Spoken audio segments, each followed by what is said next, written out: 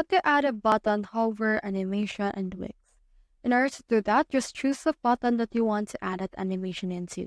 We have in here this Join Us button. Let's head over and click on it. And then once you have clicked on this particular button, it should be able to display you some settings.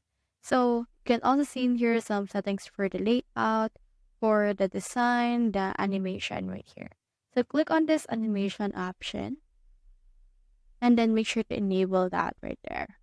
Now in here, it will show you this entrance for that. So for this one, you can choose which one you want as animation. For example, let's put in here this blur animation, and they will also show you a preview of what it looks like. You can also show an actual animation for the loop of that. Just expand it and then just choose which one you want for this one. I'll choose in here the rubber. And then you can also put in here a scroll animation if you want. So I'll just put in here the tilt. And then after you have done that, it shall be applied to the button that you have chosen. So that's how you add a button hover animation and widths. Hope we help.